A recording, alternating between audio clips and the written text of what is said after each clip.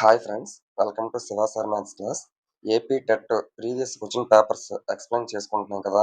అందులో భాగంగా ఈరోజు 2025 డిసెంబర్ 12వ తారీఖు షిఫ్ట్ 2లో అంటే ఆఫ్టర్నూన్ సెషన్లో మ్యాథ్స్ కంటెంట్కి సంబంధించి ఎస్జిటి లెవెల్లో ఎటువంటి క్వశ్చన్స్ అడిగాడు, వాటి ఎక్స్ప్లెనేషన్స్ ఏ విధంగా చేయాలో ఈ వీడియోలో డీటెయిల్డ్గా చూద్దాం.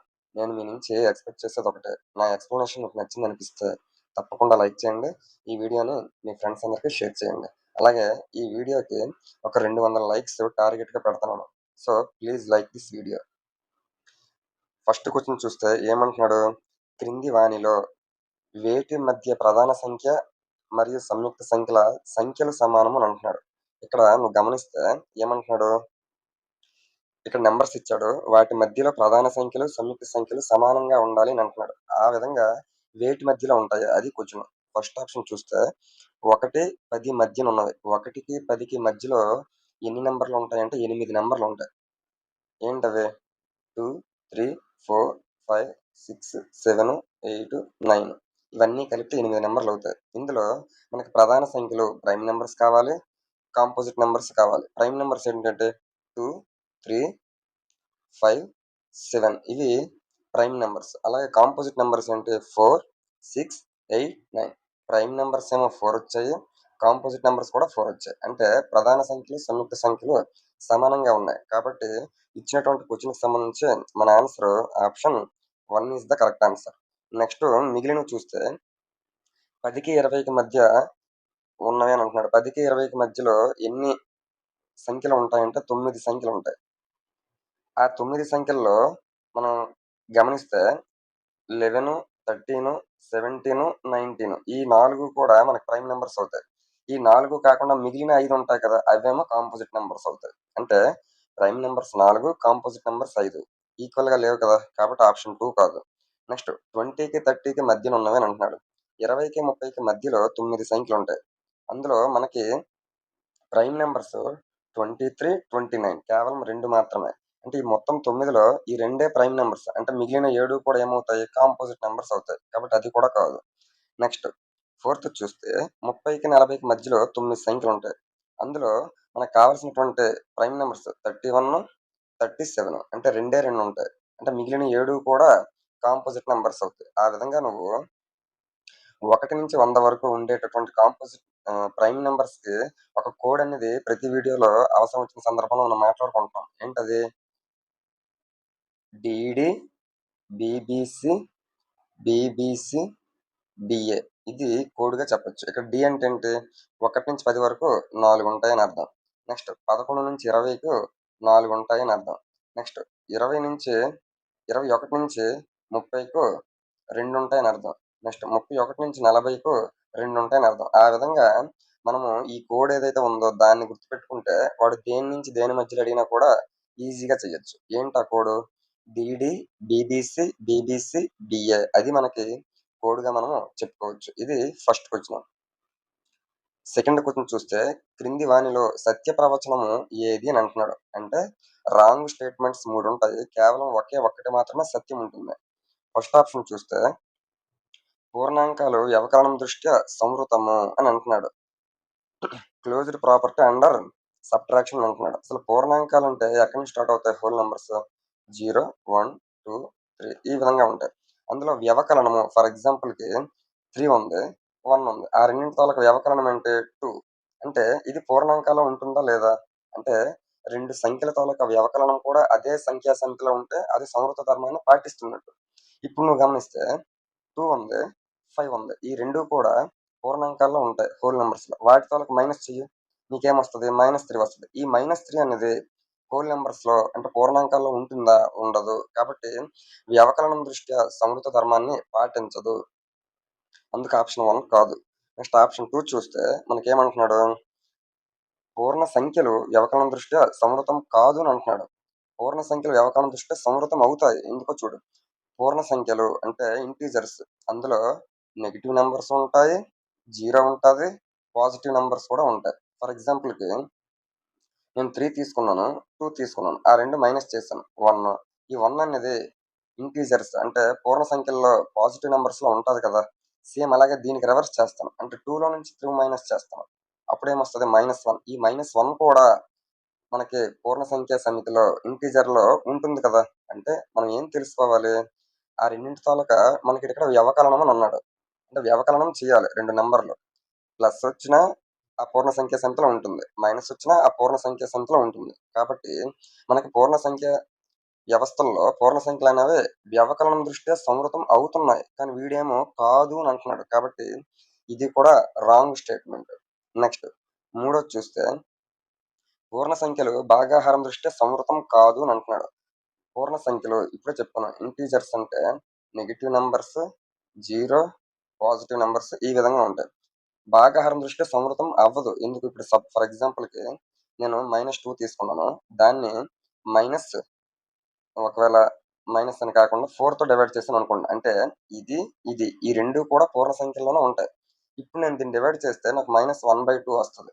-1/2 అనేది పూర్ణ సంఖ్యా సమితిలో ఉంటుందా? ఉండదు. కాబట్టి పూర్ణ సంఖ్యలు అంటే ఇంటీజర్స్ భాగాహారం దృష్ట్యా సంవృతాన్ని పాటించదు. వీడు కూడా సంవృతం కాదు అనే అన్నాడు. కాబట్టి మన ఆన్సర్ ఏమవుతుంది? Option 3 is the correct answer. ఎందుకు? మనకు కూడా కానిదే కదా అడిగాడు. సారీ, మనకడిగింది సత్య ప్రవచనం అడిగాడు. అంటే ఇది కూడా కాదు కాబట్టి మన ఆన్సర్ ఇది కూడా అవ్వదు. ఆప్షన్ 4 చూడు. పూర్ణాంకాలు భాగాహారం దృష్ట్యా సంవృతం అని అంటున్నాడు. పూర్ణాంకాలు భాగాహారం దృష్ట్యా ఇప్పుడే మనం చేసాం. సంవృతం కాదు కదా! కాబట్టి వాడు మనకి సత్యమే అడిగాడు. పూర్ణాంకాలు భాగాహారం దృష్ట్యా సంవృతం కాదు. అది నిజమే కదా! కాబట్టి మన answer option 4 is the correct answer. చాలా జాగ్రత్తగా చూసుకోవాలి. నెక్స్ట్ ఇక్కడ చూస్తే ఈ విధంగా మనకి 3 నంబర్స్ ఇచ్చాడు. మధ్యలో లెస్ థాను, గ్రేటర్ థాను ఇచ్చాడు. ఏబీసీలు 3 పూర్ణ సంఖ్యలైనా క్రింది వానిలో ఏబీసీలకు వరుసగా ఏ విలువలు తీసుకొనినా పై ప్రవచనం సత్యమగును అని అంటున్నాడు. ఇటువంటి సందర్భంలో ఇలాంటి క్వెషన్స్‌ని మనం ఏం చేయాలి అంటే ఆ ఆప్షన్ వెరిఫికేషన్ చేసుకోవడం చాలా ఈజీ. ఫస్ట్‌దేమో ఏ, సెకండ్‌ది బి, థర్డ్ సి. నేను వాటిల్లో ప్రతిక్షేపిస్తాను. ఫస్ట్ నంబర్ చూస్తే 5 ఏ అంటే 6 కదా ఇయ్యాలి.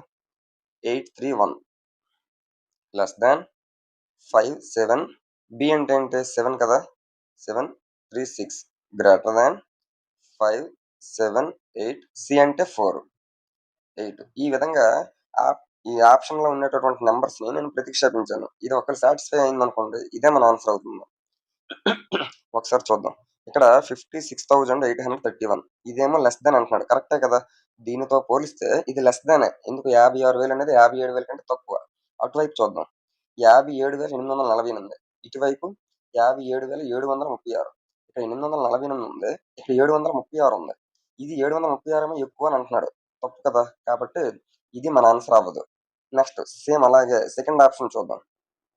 5 ఏ ఏమో 7 కాబట్టి 7, 8, 3, 1 లెస్ థాన్ 5, 7 బి ఏమో 8, 3, 6 గ్రేటర్ థాన్ 5, 7, 8 సి ఏమో 1, 8 ఇది సెకండ్ ఆప్షన్‌లో ఉన్నటువంటి నంబర్స్ ప్రతిక్షేపించాను. కరెక్ట్‌గా గమనిస్తే 5, 7, 5, 7 ఇక్కడ 831 ఉంది. ఇక్కడ 836 ఉంది. ఇక్కడ నీకు ఇటువైపు చిన్నది కాబట్టి లెస్ థాన్ కదా ఇచ్చాడు. కాబట్టి ఇక్కడి వరకు ఇది కరెక్ట్. ఇటువైపు చూడు. ఇది 57,836 ఇది 57,818 818 కంటే 836 పెద్దదే. వాడు కూడా గ్రేటర్ దానే ఇచ్చాడు. కాబట్టి ఆప్షన్స్ ప్రకారంగా చూస్తే మనకు సెకండ్ ఆప్షనే కరెక్ట్ అవుతుంది. Option 2 is the correct answer. ఇటువంటి క్వెషన్స్‌ని మనం ఏ కన్‌ఫ్యూజన్ అవ్వకుండా ఆప్షన్‌లో ఇచ్చినటువంటి నంబర్స్‌ని క్వెషన్‌లో ప్రతిక్షేపించుకొని వాటిని కరెక్ట్‌గా బేరీజ్ వేసుకుంటే ఈజీగా మనం చేయొచ్చు. నెక్స్ట్ ఫిఫ్త్ చూస్తే ఏమంటున్నాడు? 2352ను ఏ కనిష్ట సంఖ్యచే గుణించగా వచ్చే లబ్ధం పరిపూర్ణ వర్గం అవుతుంది. పర్ఫెక్ట్ స్క్వేర్ అవుతుందని అంటున్నాడు. ఈ విధంగా ఒక నంబర్ ఇచ్చి ఏ సంఖ్యచే గుణించగా అన్నా, ఏ సంఖ్యచే భాగించగా అన్నా అటువంటి సందర్భంలో మనం ఖచ్చితంగా అది పరిపూర్ణ వర్గం అడిగినా, పరిపూర్ణ ఘనం అడిగినా మనము ప్రధాన కారణాంకాల లబ్ధ పద్ధతి ప్రకారంగా చేసుకుంటే అది చాలా ఈజీ. మనకేమి ఇచ్చాడు? 2, 3, 5, 2 ఇచ్చాడు. దాన్ని 2 తోటి 2 వన్స్ 2 వన్స్ ఇక్కడ 15 2 సెవెన్స్ ఇక్కడ 12 2 సిక్స్ నెక్స్ట్ మళ్ళీ 2 తోటి 2 ఫైవ్స్ 10 2 ఎయిట్స్ 16 2 ఎయిట్స్ 16 మళ్ళీ 2 తోటి 2 టూస్ 2 నైన్స్ 2 ఫోర్స్ మళ్ళీ 2 తోటి 2 వన్స్ 2 ఫోర్స్ 2 సెవెన్స్ ఇప్పుడు ఇది 7 తోటి 7 టూస్ 7 వన్స్ మళ్ళీ 7 తోటి 7 వన్స్ 7 త్రీస్ అంటే ఓవరాల్‌గా పరిపూర్ణ వర్గము అని అడిగాడు కాబట్టి ఇటువంటి సందర్భంలో నేను ప్రతి రెండింటిని ఒక మ్యాచింగ్‌గా తీసుకుంటాను. అప్పుడు 2, 3, 5, 2 ఏమవుతుందంటే ఫస్ట్‌ది 2 చూస్తే 2 స్క్వేరు, సెకండ్‌ది చూస్తే మళ్ళీ 2 స్క్వేరు, తర్వాతది 7 స్క్వేరు ఇంటూ 3. ఇప్పుడు నీకేం కావాలి? పరిపూర్ణ వర్గం కావాలి. ఆల్రెడీ ఇది స్క్వేర్‌లోనే ఉంది. ఇది కూడా స్క్వేర్‌లోనే ఉంది. ఇది కూడా స్క్వేర్‌లోనే ఉంది.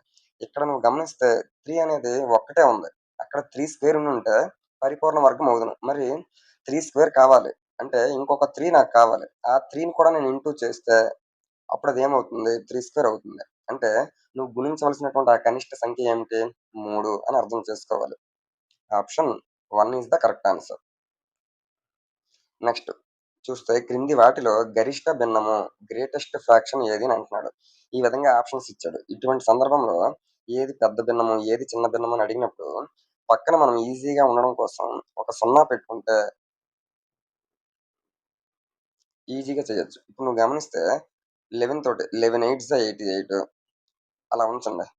నెక్స్ట్ 17 తోటి 17 ఎయిట్స్ 136, 17 నైన్స్ 153. 153 అయితే సరిపోవట్లేదు కదా! కాబట్టి 17 ఎయిట్స్. నెక్స్ట్ 19 తోటి 19 నైన్స్ 171. కానీ ఇక్కడ 171 కంటే తక్కువ కాబట్టి 19 ఎయిట్స్ సరిపోతుంది. నెక్స్ట్ 31 తోటి చూస్తే 31 10 310. అందులో నుంచి 31 9ల 31 9లు చూడండి. 9 ఒకటిలో 9, 9 మూడులో 27, 279. ఈ పైన చూస్తే 279 కంటే పెద్దదే ఉంది. కాబట్టి 31 9లు సరిపోతుంది. ఇప్పుడు నువ్వన్నీ గమనిస్తే గరిష్ట భిన్నం వీటన్నిటిలో అన్నిటికంటే పెద్ద వాల్యూ ఏదొచ్చింది? 9 వచ్చింది. అంటే నాకు కావాల్సినటువంటి greatest fraction option 4 is the correct answer. ఈ విధంగా పెద్దది, చిన్నదని అడిగినప్పుడు పక్కన సున్నాలు పెట్టుకుంటే చాలా ఈజీగా మనం చేయొచ్చు. మరి ఒకవేళ చిన్నది అడుగుంటే అప్పుడేం చేయాలి? తర్వాత పాయింట్ లెవెల్ వరకు కూడా వెళ్ళాలి మనం. పాయింట్ లెవెల్ వరకు కూడా వెళ్తే ఇప్పుడు నువ్వు గమనిస్తే 3, 8 ఉన్నాయి కాబట్టి ఏది చిన్నదో చెప్పలేం కదా! అప్పుడు పాయింట్ పక్క ప్లేస్ కూడా వెళ్తే ఏది చిన్నదో ఈజీగా చెప్పొచ్చు. నెక్స్ట్ క్వెషన్ చూస్తే ఈ విధంగా డెసిమల్స్ తోటి మనకు ఒక వాల్యూ ఎక్స్ప్రెషన్ ఇచ్చాడు. అందులో ఎక్స్ వాల్యూ కనుక్కోమంటున్నాడు. ఇప్పుడు ఏం చేయాలి? ఫస్ట్ ఇక్కడ మైనస్ ఉంది కాబట్టి ఇది ముందు మైనస్ చేయాలి. ఎలా మైనస్ చేయాలో చూడండి. 9.756, 6.28. ఇక్కడ ఏమీ లేదంటే 0 పెట్టుకోవచ్చు. ఈ రెండు ముందు మైనస్ చేయమంటున్నాడు. 6, 15 నుంచి 8 తీస్తే 7, 6 నుంచి 2 తీస్తే 4, 3 అంటే 3.476 వచ్చింది. అలా ఉంచండి. ఇప్పుడు ఎక్కడ చూస్తే నువ్వు మైనస్ ఎక్కడ చేయమంటున్నాడు? ఏంటి 21లో నుంచి 21.05లో నుంచి 15.27 ఆ రెండు మైనస్ చేయమంటున్నాడు. 15లో నుంచి 7 తీస్తే 8, 9లో నుంచి 2 తీస్తే 7, 10లో నుంచి 5 తీస్తే 5 అంటే 5.78 వచ్చింది. ఇప్పుడు నువ్వు గమనిస్తే ఇది నువ్వు చేసినప్పుడు ఏమొచ్చింది? 3.476 వచ్చింది. సో 3.476 ప్లస్ ఇక్కడ ఎక్స్ ఉంది కాబట్టి X that is equal to ఇది నువ్వు చేసినప్పుడు ఏమొచ్చింది ఇప్పుడు 5.78 వచ్చింది. అంటే నాకు కావాల్సింది ఈ విధంగా వచ్చింది. ఇప్పుడు ఎక్స్ వాల్యూ కావాలి అంటే ఆ 5.78 అలా ఉంచేసి దీన్ని అటువైపు తీసుకుని వెళ్ళాలి. ఇప్పుడు చూస్తే 5.78లో నుంచి 3.476 తీయాలి. ఇక్కడ ఏమీ లేదంటే 0 పెట్టుకోవచ్చు. 10 లో 6 తీస్తే 4, 7 నుంచి 7 తీస్తే 0 అంటే 04 మన ఆన్సర్. నెక్స్ట్ 7 నుంచి 4 తీస్తే 3, 304 అనేది మన ఆన్సర్. మరి 304 ఎక్కడ ఉంది? ఇక్కడ ఉంది. మళ్ళీ కంటిన్యూ చేస్తే 5 నుంచి 3 తీస్తే 2, 2.304 అనేది మనకు కావాల్సినటువంటి ఆన్సర్ అయితే అవుతుంది. ఆ విధంగా option 4 is the correct answer. వాడు ప్లస్ మైనస్ దశాంశ భిన్నాలకు సంబంధించి ఇవ్వడం అయితే జరిగింది. దాన్ని మనము పాయింట్స్ పరంగా కన్ఫ్యూజన్ అవ్వకుండా చేసుకుంటే ఇటువంటి క్వశ్చన్స్ ఈజీగా చేయొచ్చు. నెక్స్ట్ ఒక వృత్త వ్యాసార్థము 10% పెంచగా దాని పరిధిలో పెరుగుదల శాతం ఎంత అని అంటున్నాడు. మనకి ఫస్ట్ స్టార్టింగ్ లో ఒక వృత్త వ్యాసార్థం 100 అనుకోండి రేడియస్. దాని తాలూకా పరిధి అంటే చుట్టుకొలత. మనకి చుట్టుకొలతకు సంబంధించినటువంటి క్వశ్చన్స్ ని ఎలా చేయాలంటే చుట్టుకొలతకు సంబంధించి యూనిట్స్ అంటే ప్రమాణాలు ఏ విధంగా ఉంటాయి? వాడి వ్యాసార్థంకి సెంటీమీటర్స్ ఇస్తే వృత్త పరిధి కూడా సెంటీమీటర్స్ లోనే ఉంటది. కాబట్టి ఒక్కసారి మాత్రం మనం ఇంటూ చేయాలి. 10% పెంచాడు అన్నాడు కాబట్టి 110/100. 2 జీరోస్, 2 జీరోస్ క్యాన్సిల్. అప్పుడు నీకేమొస్తది? 110 వస్తది. అంటే మొదట్లో 100 అనుకున్నావు. అది కాస్త 110 అయ్యింది. అప్పుడు ఎంత పెరిగింది నీకు? 10 పెరిగింది. అంటే 10% పెరిగిందని అర్థం. మామూలుగా అయితే వృత్త పరిధి అని అడిగాడు కాబట్టి 10% పెంచమన్నాడు కాబట్టి వ్యాసార్థం ఇచ్చి వృత్త పరిధి అడిగాడు కాబట్టి 10% పెంచాడు కాబట్టి 10% పెరుగుతుంది. ఒకవేళ 10% తగ్గించాడంటే 10% తగ్గుతుంది. Option 1 is the correct answer. మరి ఇదే క్వెషన్‌ని వాడు వృత్త వ్యాసార్థం 10% పెంచగా దాని పరిధిలో అని కాకుండా ఏరియా వైశాల్యంలో పెరుగుదల ఎంతని అన్నాడనుకోండి. ముందు వైశాల్యం 100 అనుకుంటే ఏరియా ఎప్పుడు కూడా మనకి స్క్వేర్స్‌లో ఉంటది యూనిట్స్. స్క్వేర్ యూనిట్స్‌లో ఉంటది కదా! అంటే 2 టైమ్స్ ఇంటూ చేయాలి. ఇక్కడ వ్యాసార్థం 10% పెంచాడు అన్నాడు కాబట్టి 110/100, 110/100. 2 జీరోస్, 2 జీరోస్, 2 జీరోస్, 2 జీరోస్. అప్పుడు నీకేమొస్తది?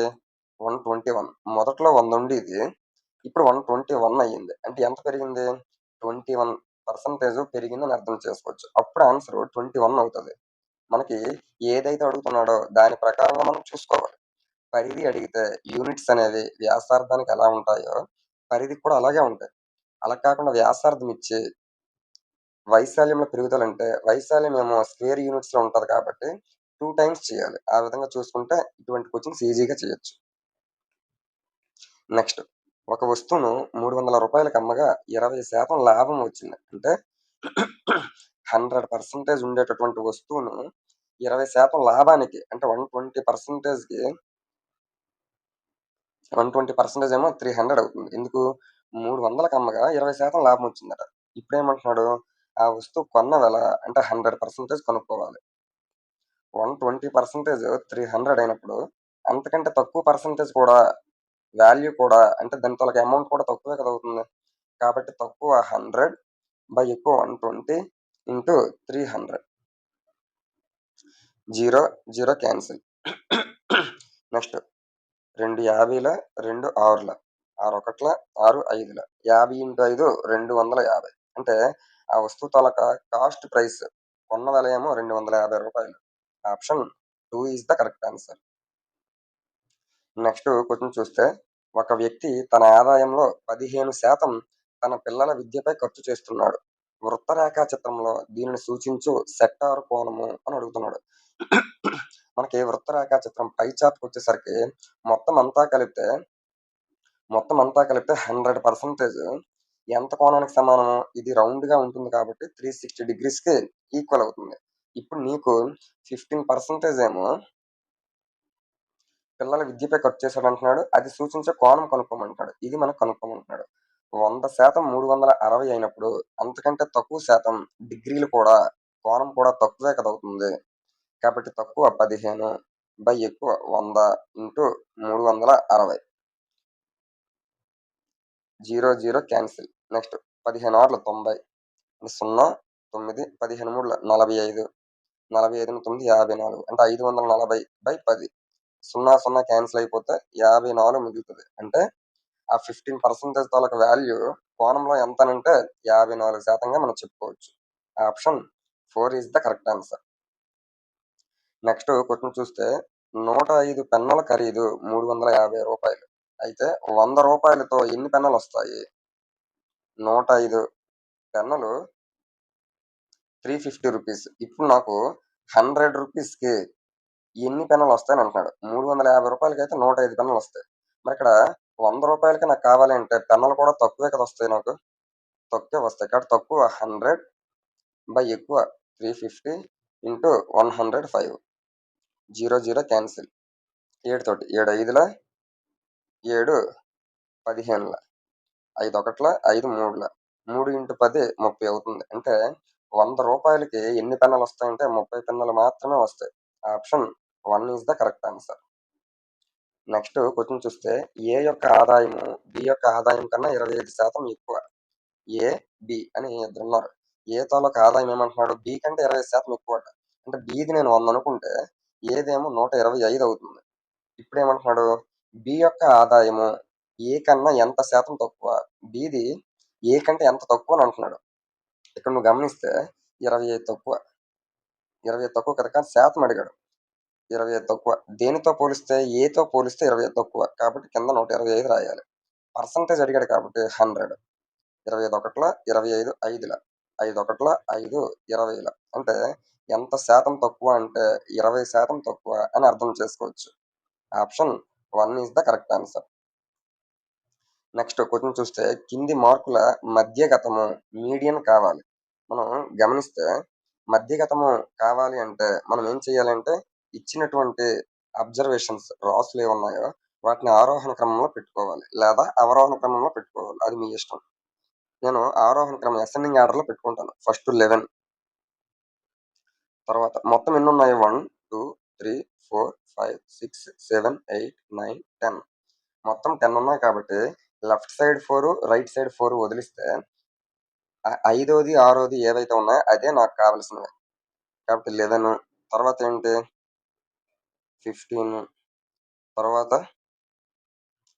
21 11 అయిపోయింది 15 అయిపోయింది 21 తర్వాత 23 తర్వాత 25 తర్వాత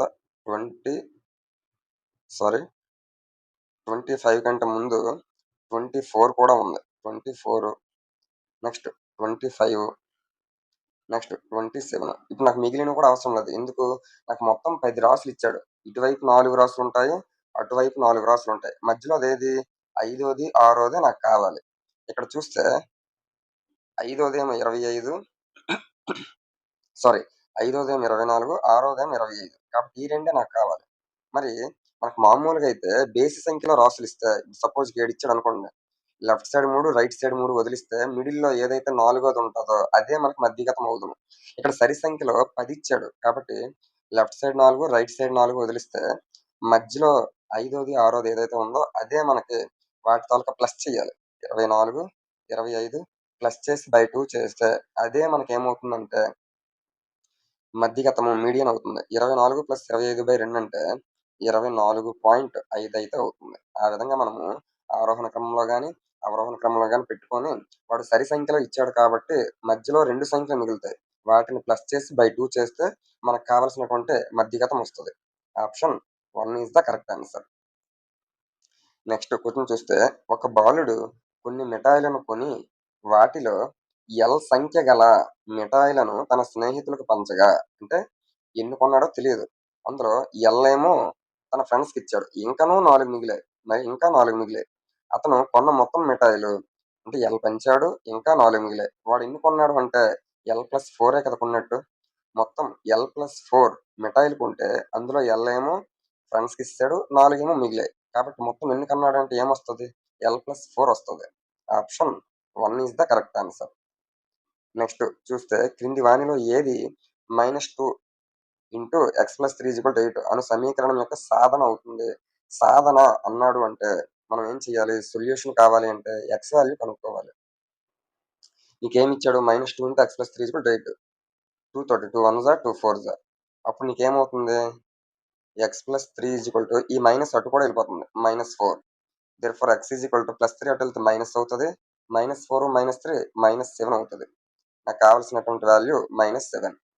option 4 is the correct answer. Next ఇక్కడ ఒక బీజగణితానికి సంబంధించి ఇచ్చాడు. దాని తాలూకు సొల్యూషన్ కావాలి. నువ్వు కరెక్ట్గా గమనిస్తే ఇక్కడ 40 ఇక్కడ 40 ఆ రెండు కామన్ తీస్తావు అనుకోండి. 40 అనేది కామన్ తీస్తే ఇక్కడ ఏం మిగిలింది 65.5 స్క్వేర్ అటువైపు 34.5 స్క్వేర్. నువ్వు కరెక్ట్గా గమనిస్తే ఇది A² - B² ఫార్ములాలో ఉంది కదా.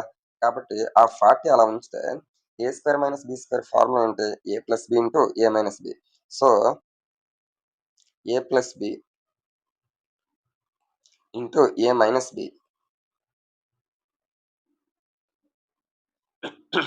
40 ఇంటూ 65.5 ప్లస్ 34.5 అంటే 100 వస్తుంది కరెక్ట్గా. ఇంటూ 65.5 నుంచి 34.5 తీయాలి. 5లో నుంచి 5 తీస్తే 0, 5 నుంచి 4 తీస్తే 1, 6 నుంచి 3 తీస్తే 3 అంటే 31.0. 31.0 అన్నా 30 అన్నా ఒకటే కదా అవుతుంది. కాబట్టి నాకు ఇక్కడ 31 వచ్చింది. ఇప్పుడు 4 తోటి 4 1 జా 4, 4 3 జా 12. ఇక్కడ ఎన్ని జీరోలు మిగిలాయి? 1 2 టోటల్గా 3 జీరోస్ అంటే 1,24,000 నాకు కావాల్సిన ఆన్సర్ అయితే వచ్చింది. Option 4 is the correct answer. Next question చూస్తే ఒక దీర్ఘగణం యొక్క ఘన పరిమాణం 3x² - 12x అని ఇవ్వబడితే క్రింది వానిలో దాని ఎత్తును సూచించుటకు సాధ్యపడని సమాసం ఏది? అంటే దీర్ఘగణం తాలూకు ఘన పరిమాణం ఏంటి? Volume formula L into B into height. కాబట్టి హెచ్ అంటే వాడు ఏదైతే ఇచ్చాడో 3x² - 12x అందులో L, B, H వాటిలో సపోజ్కి L ఏమో సపోజ్ ఇందులో నుంచి నేను 3x కామన్ తీసాను అనుకో, అప్పుడు ఇక్కడ x మిగులుతుంది, ఇక్కడ 4 మిగులుతుంది. అంటే 3x అనేది హైట్ అయ్యే అవకాశం ఉంది, లేదా x-4 కూడా హైట్ అయ్యే అవకాశం ఉంది. అంటే 3x అవ్వదు, x-4 అవ్వదు. నెక్స్ట్ చూడు, ఇందులో నుంచి సపోజ్గా ఆ 3x² - 12xలో నుంచి 3 కామన్ తీసాను అనుకో, అప్పుడు x² మైనస్ 4x మిగులుతుంది. ఇప్పుడు నువ్వు గమనిస్తే ఇది కూడా హైట్ అయ్యే అవకాశం ఉంది కదా. అంటే మనకి ఏది హైట్ అయ్యే అవకాశం లేదు, ఇది కూడా 3x² అయ్యే అవకాశం అయితే లేదు, ఇది కూడా మనకి హైట్ అయ్యే అవకాశం ఉంది. ఎందుకు ఒకసారి నువ్వు గమనిస్తే వాడు ఏమంటున్నాడు, 3x² - 12x అంటున్నాడు. ఇక్కడ నువ్వు గమనిస్తే 3x² ఇచ్చాడు, ఆ 3x² నేను కామన్ తీసాను అనుకో, ఇక్కడ 1 ఉంటుంది, ఇక్కడ తీయడానికి 3x² ఉంది, స్క్వేర్ ఉంటే నువ్వు కామన్ తీయచ్చు. అంటే ఎట్టి పరిస్థితుల్లో కూడా నీకు 3x² కామన్ తీయడానికి అవకాశం లేదు, కాబట్టి అది హైట్ అయ్యే పరిస్థితులు అనేవి లేవు. కాబట్టి మన ఆన్సర్ ఏమవుతుందంటే ఆప్షన్ 3 అవుతుంది. అలా కాకుండా ఆ ఇచ్చిన సమాసంలో నుంచి 3 కామన్ తీసావు అనుకో, 3 కామన్ తీస్తే x² - 4x వస్తుంది, ఇది హైట్ అవ్వచ్చు. అలా కాకుండా 3x కామన్ తీసావు అనుకో, అప్పుడు x-4 వస్తుంది, అది కూడా నీకు హైట్ అవ్వచ్చు. 3x కామన్ తీస్తే 3x కూడా హైట్ అవ్వచ్చు. అంటే హైట్ అవ్వడానికి అవకాశం లేనటువంటిది ఏదైనా ఉన్నదంటే అది 3x² మనం చెప్పుకోవచ్చు. నెక్స్ట్, అమ్మకందారుడు 76 కిలోగ్రాముల వెన్నను కొని తన షాప్లో ఉన్న 12 కిలోగ్రాముల 500 గ్రాముల వెన్నతో కలిపాడు. దాని నుండి 82 కిలోగ్రాముల వెన్నను అమ్మినా అతని వద్ద మిగిలి ఉన్న బరువు ఎంత అని అంటున్నాడు. అంటే ఎంత కొన్నాడు? 76 కేజీలు కొన్నాడు. తన షాప్లో ఉంది ఇంకెంత ఉంది? 12 కేజీల 500 గ్రాములు ఉంది. అంటే ముందు ఇది కొన్నాడు, తన షాప్లో ఇది ఉంది, ఈ రెండు కలపాలి. ఎందుకు? కొనేసి షాప్ తెచ్చుకున్నాడు, అప్పుడు ఎంత అవుతుంది? అది 88 కేజీల 500 గ్రాములు అవుతుంది. ఇప్పుడు ఏం చేశాడు వాడు? 82 కిలోగ్రాముల వెన్నను అమ్మేశాడు, 82 కేజీల వెన్న అమ్మేశాడు. అంటే వాడి దగ్గర ఇప్పుడు షాప్లో 88 కేజీల 500 గ్రాములు ఉంటే అందులో 82 కేజీలు అమ్మేశాడు. అంటే ఎంత మిగులుతుంది ఇంక నీకు? 6 కేజీల 500 గ్రాములు మిగులుతుంది అని అర్థం చేసుకోవచ్చు. Option 4 is the correct answer. Next question చూస్తే ఒక దీర్ఘచతురస్రాకార భూమి కొలత 0.7 కిలోమీటర్లు, 0.5 కిలోమీటర్లు. దానికి ప్రతి వైపు 4 వరుసలతో కంచె వేయాలంటే అవసరమైన వైర్ యొక్క పొడవు ఎంత అని అంటున్నాడు. ఈ విధంగా రెక్టాంగిల్ షేప్లో ఒక భూమి ఉంది, 0.71, 0.51 కిలోమీటర్స్. దానికి కంచె వెయ్యాలి అంటే ఇప్పుడు కూడా మనం చుట్టుపక్కల కదా వేస్తాము. ఒకసారి కంచె వెయ్యాలంటే ఒక చుట్టుకొలత కనుక్కుంటే సరిపోద్ది, కానీ ఇటు 4 వరుసలతో అన్నాడు. అంటే ఏదైతే చుట్టుకొలత కనుక్కుంటావో దాన్ని ఇంటూ 4 చేయాలి. ముందు దీర్ఘచతురస్రం తాలూకు చుట్టుకొలత ఫార్ములా ఏంటి? 2 × L+B. ఇది ఒకసారికి ఈ 4 రౌండ్లు తిప్పుతున్నాడు కాబట్టి ఇంటూ 4 చేయాలి. అప్పుడు నీకు ఏమొస్తుంది? 4 2 × 8. L+B అంటే L 0.7, B 0.5. ఇప్పుడు 0.7, 0.5 అంటే ఏమొస్తుంది మనకి? 1.2 వస్తుంది. 12 96, ఒక ప్లేస్ తర్వాత పాయింట్ ఉంది కాబట్టి పాయింట్, అంటే 9.6 కిలోమీటర్స్ తాలూకా కంచేమో అతనికి చుట్టుకొలత వేయడానికి అవసరం అవుతుంది. Option 1 is the correct answer. Next చూస్తే ఒక గోడ గడియారం యొక్క నిమిషాల ముళ్ళు 15 సెంటీమీటర్లు. నిమిషాల ముళ్ళు యొక్క కోణ ఒక గంటలో ఎంత దూరం ప్రయాణిస్తుంది? పై వాల్యూ తీసుకోమంటున్నాడు. ఒకసారి గమనిస్తే నిమిషాల ముళ్ళు ఈ విధంగా ఉంటుంది, అది నీకు 15 సెంటీమీటర్లు అంటున్నాడు. అది ఒక గంటలో ఎంత ప్రయాణం చేస్తుంది అని అంటున్నాడు. అంటే నువ్వు కనుక్కోవాల్సింది ఏంటి? ఒక గంట అంటే అర్థం ఏంటి? నిమిషాల ముళ్ళు ఒక గంట అవ్వడానికి ఎంత దూరం ప్రయాణిస్తుంది? ఎక్కడైతే స్టార్ట్ అవుతుందో అక్కడి నుంచి మళ్ళీ చుట్టూ తిరిగి అదే ప్లేస్కి వస్తే 1 అవర్ అవుద్ది. అంటే నువ్వు కనుక్కోవాల్సింది ఏంటి అంటే వృత్త పరిధి, సర్కంఫరెన్స్ కనుక్కోవాలి. కాబట్టి వృత్త పరిధికి ఫార్ములా ఏంటి? C = 2πr. 2 × π ఏమో 3.14 తీసుకోమంటున్నాడు. ఆర్ ఏమో 15 ఇచ్చాడు. 15 ఇంటూ 2 ఏమో 30 ఇంటూ 3.14. ఇప్పుడు నువ్వు మామూలుగా అయితే 3 తోటి ఇంటూ చేసి 3 4 12 2 1 3 1 3 ప్లస్ 1 4 3 3 9 జీరో ఉంది కాబట్టి జీరో. ఇప్పుడు 2 ప్లేసెస్ తర్వాత పాయింట్ పెట్టాలి కదా, ఇక్కడ 2 ప్లేసెస్ తర్వాత ఇచ్చాడు, 2 ప్లేసెస్ తర్వాత పాయింట్ పెట్టాలి. అంటే 94.2 అనేది నీకు కావాల్సినటువంటి వృత్త పరిధిగా మనం చెప్పుకోవచ్చు. Option 4 is the correct answer. ఈ క్వశ్చన్లో వృత్త పరిధి కనుక్కోవాలి అనే కాన్సెప్ట్ నీకు తెలియాలి. నెక్స్ట్ క్వశ్చన్ చూస్తే, వెడల్పు 14 సెంటీమీటర్లు గల దీర్ఘచతురస్రార కాగితం దాని వెడల్పు వెంబడి చుట్టబడి 20 సెంటీమీటర్ల భూ వ్యాసార్థం కలిగిన స్తూపంగా ఏర్పడింది. అయితే స్తూపం తాలూకా ఘనపరిమాణం మనకి ఈ విధంగా ఒక దీర్ఘచతురస్రాకారంలో ఒక కాగితం ఉంది. వెడల్పు ఏమో 14 సెంటీమీటర్లు, చుట్టబడి 20 సెంటీమీటర్ల భూ వ్యాసార్థం కలిగిన స్తూపంగా ఏర్పడింది. అంటే ఇది స్తూపంగా మారాలి అంటే ఏం చేయాలి? ఈ విధంగా మనం బెండ్ చేసాం అనుకోండి, అప్పుడు ఆటోమేటిక్గా అది ఎలా మారుతుందంటే, దీనిది భూ వ్యాసార్థం 20 సెంటీమీటర్లు, అంటే ఇది 20 సెంటీమీటర్లు వాడు ఇచ్చాడు. అంటే ఆ విధంగా నువ్వు దాన్ని మౌల్డ్ చేసావు. అప్పుడు ఇక్కడ దీర్ఘచతురస్రంలో పేపర్ ఏదైతే 14 సెంటీమీటర్లు ఉందో ఇక్కడ అదే హైట్ అవుతుంది. ఇప్పుడు నువ్వు గమనిస్తే ఘనపరిమాణం అడిగాడు. మనకి దీర్ఘ ఘనము క్యూబాయిడ్ తాలూకా ఘనపరిమాణం ఫార్ములా ఏంటి? క్యూబాయిడ్ అంటున్నాను, స్తూపము సిలిండర్ తాలూకా ఘనపరిమాణం వాల్యూమ్ ఫార్ములా ఏంటంటే πr²h. అంటే కిందన భూమి ఏమో వృత్తాకారం ఉన్న కాడ దాని వైశాల్యంని ఎత్తుతో గుణించాలి. పై ఏమో 22/7 వాడు తీసుకోమని చెప్తున్నాడు. ఇంటూ ఆర్ ఏమో 20 కదా, కాబట్టి 20 స్క్వేర్ అన్నాడు కాబట్టి 20 ఇంటూ హైట్ ఏమో 14 అవుతుంది. 7 1 7 2 ఇప్పుడు నువ్వు 22 ఇంటూ 2 ఇంటూ 2 ఇంటూ 2 800 అవుతుంది. 8 2 16 6 1 8 2 16 1 17 2 సున్నాలు. అంటే ఓవరాల్గా నీకు వాల్యూమ్ ఎంత వచ్చిందంటే 17,600 ఘనప సెంటీమీటర్లు లేదా సెంటీమీటర్ క్యూబ్ వచ్చింది. Option 1 is the correct answer. ఇటువంటి క్వశ్చన్ని ఆ దీర్ఘచతురస్రాకారంలో ఉన్న పేపర్ని మనం మౌల్డ్ చేస్తే ఆ దీర్ఘచతురస్రాకారం తాలూకా వెడల్పే ఆటోమేటిక్గా నీకు హైట్ అయిపోద్ది. ఆ దీర్ఘచతురస్రాకారంలో ఉన్న పొడవే నీకేమవుతుంది అంటే భూ పరిధి అవుతుంది. ఆ 2 పాయింట్లు నువ్వు గుర్తుపెట్టుకుంటే చాలు. నెక్స్ట్ క్వశ్చన్ చూస్తే, ప్రతి 2 పక్కపక్కన గల వ్యాసార్థముల మధ్య సమాన పరిమాణం గల కోణములు ఏర్పరుచినట్లుగా ఒక వృత్తంలో 6 వ్యాసములు గీసినచో ఒకటి విడిచి మరొకటి ఉండు ఏ 2 వ్యాసార్థముల మధ్య గల కోణము కొలత ఎంత అని అంటున్నాడు. మనకి ఈ విధంగా వ్యాసం అంటే ఇదే కదా, అలాంటివి ఎన్ని ఉన్నాయి? 6 ఉన్నాయి అని అంటున్నాడు. అలాంటి వ్యాసంలో 6 కావాలి మనకి. 1 2 అయ్యాయి, ఇప్పటికి 3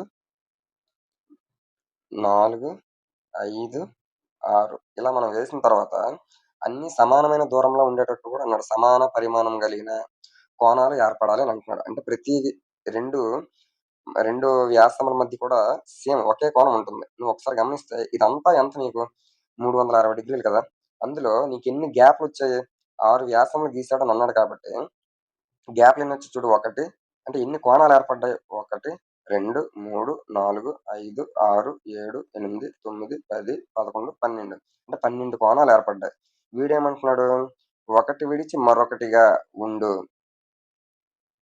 ఏ 2 వ్యాసార్థముల మధ్య గల కోణం కొలత ఎంత అని అంటున్నాడు.